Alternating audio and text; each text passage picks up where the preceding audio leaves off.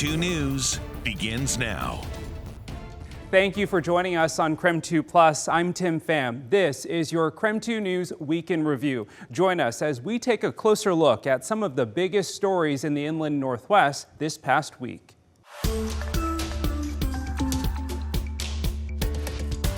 The Spokane mayor made this announcement at the Spokane fire station, and just moments before this press conference started, emergency responders received a call for a drug overdose. This really just set the tone for just how immediate the need is to address opioid use in Spokane. If Spokane's sidewalks could talk, what would they say? They might say people are overdosing on opioids. I wish they would get up that crap. Dewan Marsh has seen the worst of it. I've had 17 friends OD on these sidewalks. I found 5 dead up on Division. She's lived on these streets for the past 12 years, witnessing too many lose themselves to drug use. I'm tired of finding dead bodies. Spokane city leaders want to change this. Everyone knows someone whose life has been lost or dramatically altered because of this crisis. I know I do. Mayor Lisa Brown declared an emergency in the city to address its opioid crisis. The city can now take immediate action to address this. We are working with local, state, and federal partners for resources. 2nd and Division. Mayor Brown identified this corridor as a hot spot for drug dealing and rolled out several actions to clean it up. They include reopening the Cannon Street shelter as a temporary transition center. People who enter into the temporary transition center will be connected to proper services, treatment, and ultimately housing solutions. In partnership with Consistent Care, a high user initiative will be rolled out to help break the cycle of addiction and treatment. The city is also partnering with Spokane Treatment and Recovery Services, or STARS, to increase transportation to medical and treatment facilities for drug users. In addition to responding to police and fire calls for transport, Car 50 also proactively drives through the city to stop and offer rides when appropriate. Mayor Brown expects to see a difference in the 2nd and Division corridor over the next several weeks. Yes! Maybe enough change that it will give these sidewalks something else to say. The U.S. Attorney for Eastern Washington is calling this initiative an all-hands-on-deck strategy. She says its effectiveness is dependent on the community, law enforcement, healthcare prevention, and social service professionals working together. Amanda Rowley, KREM 2 News.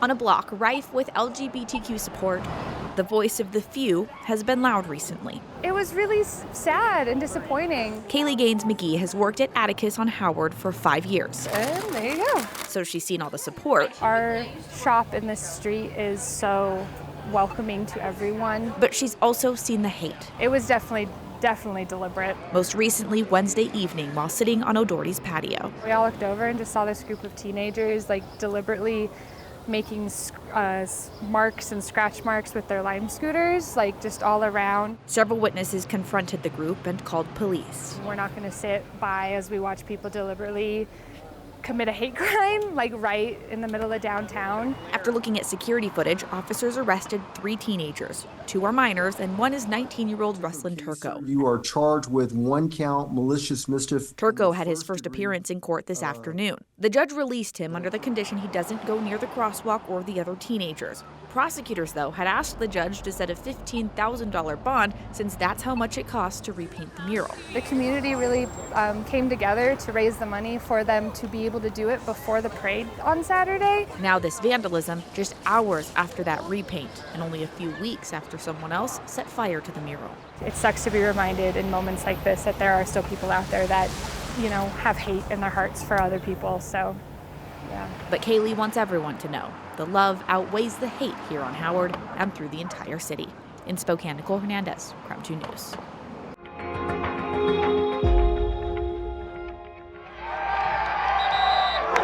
They were often seen together on the sidelines at Lewis and Clark football games. That's PI! Athletic director Dave Hughes, head coach Joe Ireland, Peter! and assistants Trevor Mott and Michael Johnston. Want him, anybody?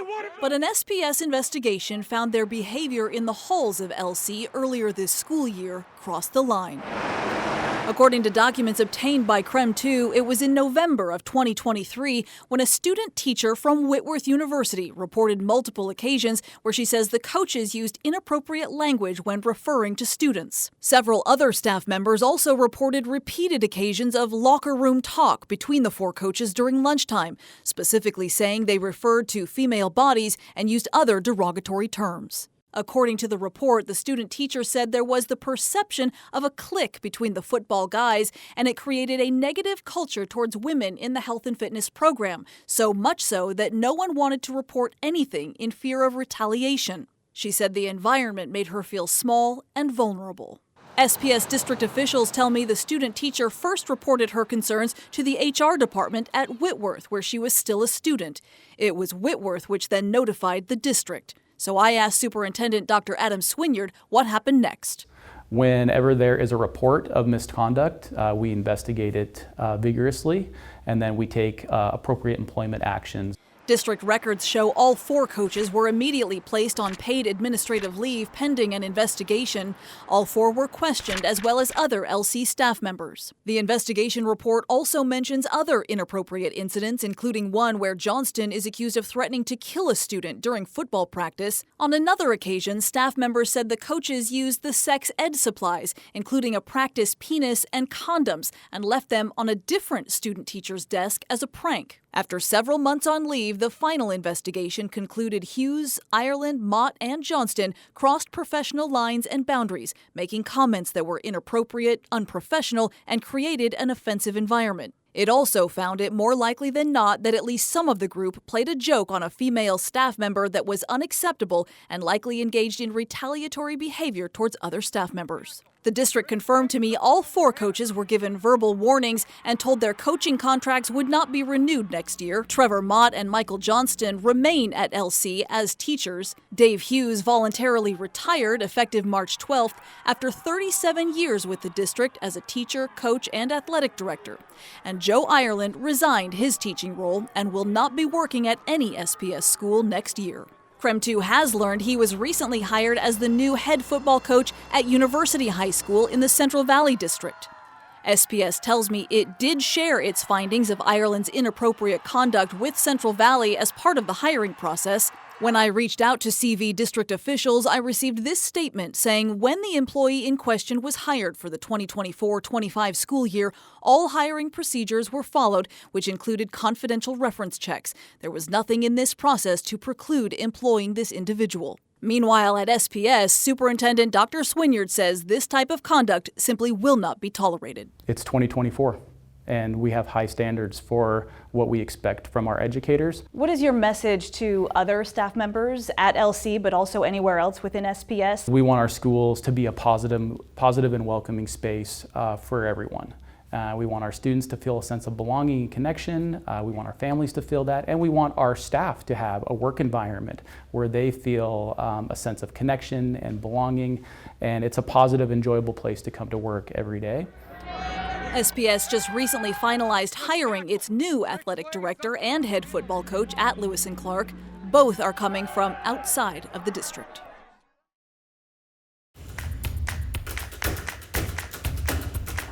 I'm by Lane Park Road and Highway 2 in North Spokane. This is where the crash happened earlier today, and at around 3:30 this afternoon, WSP cleared the scene and opened up the road. Troopers tell me the crash could have been a lot worse. He's southbound, looks like he's approaching passing and oncoming traffic. Those are the sounds of a WSP trooper conducting a chase in North Spokane. Passed on the right shoulder, so he's south at mile plus 317. Around 10:30 this morning, a Washington State trooper says he noticed a car driving recklessly around the Fertile Valley area. The trooper then turned around and attempted to catch up to the vehicle. Did not catch up to the vehicle until it got into Spokane County, initiated a pursuit. WSP says a car did not stop and drove more than 120 miles per hour south into Spokane County. The trooper also says the car was stolen. WSP says the chase lasted for about 20 miles before the trooper decided to stop the chase since the car was entering a highly populated area. The trooper terminated the pursuit because it just the risk outweighed. WSP say the car crashed into 2 cars near North 40 Outfitters in North Spokane. Ejected, one stuck in the vehicle currently. WSP says a car was driving southbound when it crossed the median and hit 2 cars going northbound. There's another vehicle the wall collided with. The Ford Crown Victoria looks like it hops the curb for unknown reason and comes in at an angle that's like this, hits the red vehicle, and then goes head on into the black SUV. 2 people in the car that police say caused the crash were seriously injured. WSP say they're investigating the driver for potential impairment. He's being evaluated by a drug recognition expert. The drivers of both cars that were hit were not seriously injured. No WSP officers were injured in the chase. The chase did happen today with the new Washington state pursuit laws going into effect. The new laws allow law enforcement across the state to engage in pursuits more frequently. But for today's pursuit, WSP says the new laws would not have mattered. WSP would have still pursued the car since the car was an imminent threat to the public. In Spokane, Nathan Hyun, KREM 2 News.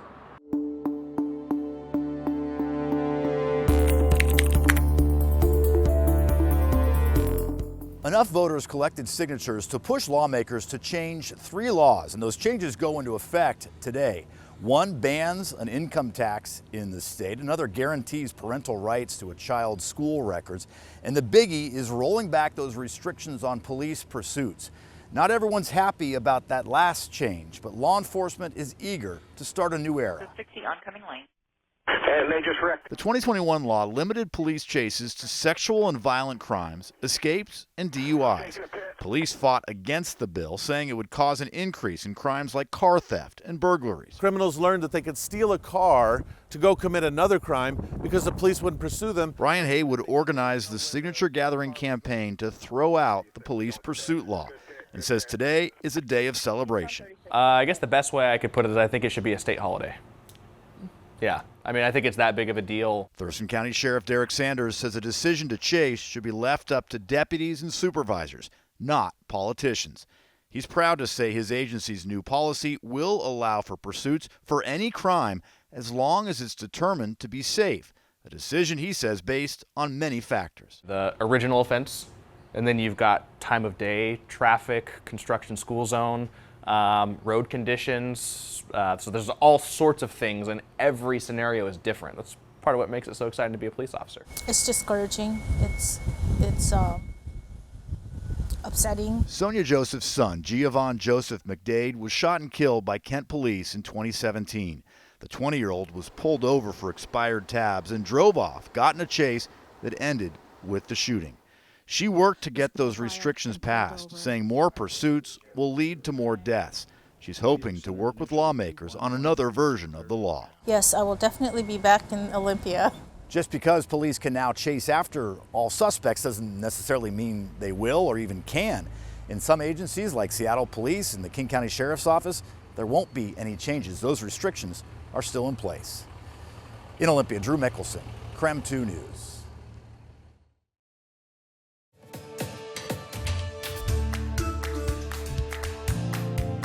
Initially, the district was thinking they were going to close 2 of their 3 elementary schools. Instead, they decided to close the middle school. The elementary schools will become K through 6, and the 7th and 8th graders will go to the high school. One caveat with this decision, there will be a division between the younger and the older students at the high school.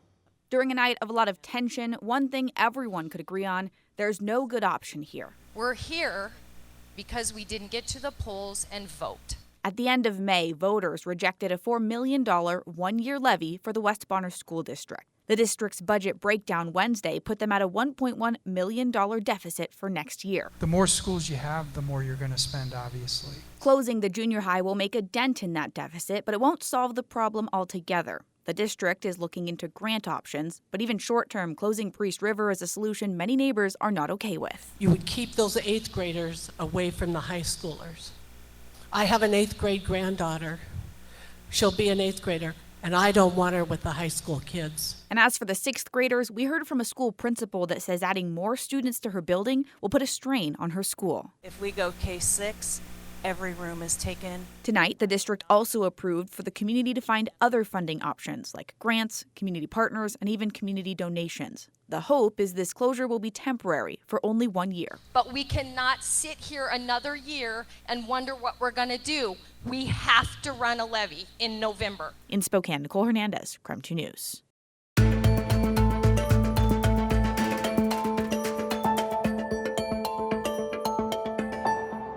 What happens when you combine 1935 novelty architecture with a 1980s dive bar, or a 1950s diner with a 2020s brew house? Man, it's a little bit of everything, which rules. I mean, everything from bars to collectible shops to record shops. The Garland District is a mixture of every era, dozens of businesses, old and new, all coexisting at the same time. I dig it. I love it up here.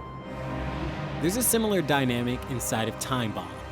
Kind of a mishmash of everything, but if you went through here and looked around, you'd be like, oh, very 70s, 80s, 90s.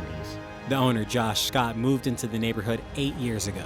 I moved up here because I felt this area was growing and wanted to be a part of that whole growth. Businesses such as Vintage Print, Spokane Baby Co., and the neighborhood's first brewery, Garland Brewworks, have all flourished over the last few years. And of course, there was the revival of the Garland Theater. Just been growing big time. I mean, when you drive through, there's never a for rent sign. It's just stuffed right now. I mean, we're packed. It's cool. But 10 years ago, it was an entirely different story. Police flooded to the scene at Garland and Wall around 4 o'clock. The damage at Ferguson's Cafe next door more severe. She says crime in the Garland district is outrageous. People kind of felt sorry for it for a while, as it didn't really have the momentum that they really wished it had. But now it finally feels like there's some serious momentum in this area. 3 years ago, in the midst of the pandemic, James Galena and the development firm Millennium Northwest saw the potential and drew up plans for the North Hill on Garland. It's the biggest architectural change to the neighborhood in over half a century. We're taking this brand new building and we're blending this building into this old Masonic building, trying to join the new and the old. So what happens when you combine a 1921 Masonic lodge with a brand new 60-unit apartment complex? I see it being almost exactly the same. I see the growth as a positive growth. I don't see it as a negative growth. You go throughout America's best cities and you have this awesome mix between the new and the old. And certainly that's what we're doing here. With photojournalist Nathan Brand, Brandon T. Jones, KREM 2 News. So right now the bridge is back open. People are walking across it. Because of the Pride crosswalk being painted and Spokane Falls Boulevard being closed, it's a little bit tough to get to the Post Street Bridge right now, so not many cars are using it at this point, but I've still seen a few cars drive over using the bridge. And like you guys mentioned today, the city also hosted a ribbon cutting ceremony and had some of the first cars drive over the bridge. So the bridge will now be open for cars with one northbound lane. People will be able to drive from Post Street to Lincoln Street over the river. The city originally built the bridge back in 1917. They made the bridge a pedestrian bridge in May of 2019 because a structural analysis found it couldn't hold the weight of cars anymore. Then in May 2020, they closed it completely to start the rebuild. The whole project cost the city $21 million. And now that the bridge is back open, Mayor Lisa Brown says she's excited for everything to be connected again. The legacy that this will create for children and the fun entertainment for adults, and of course the fine dining of Anthony and the other businesses, all connected now. So the new bridge also has those pedestrian and bike lanes as well, and then a bunch of orange planters all along the bridge to kind of separate the traffic from the people. In Spokane, Nicole Hernandez, KREM 2 News.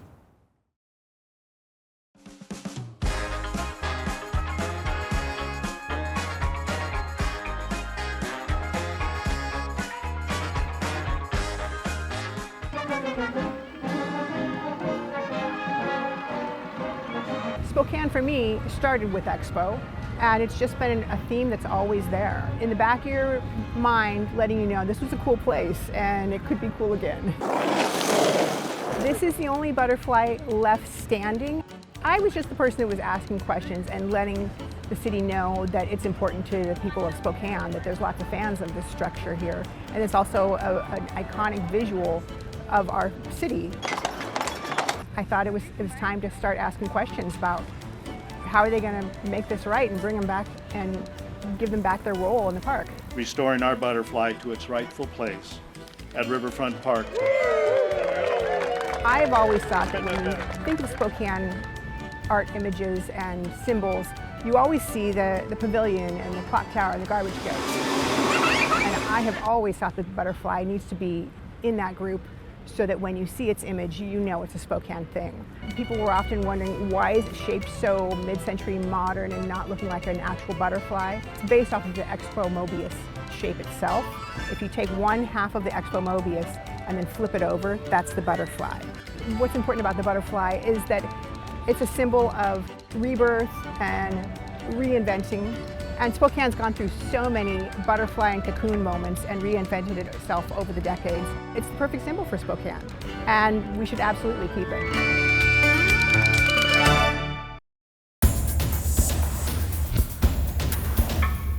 And I didn't even know what this was, so I said to my brother, I said, what is this? He goes, oh, it's a baseball card. People collect them.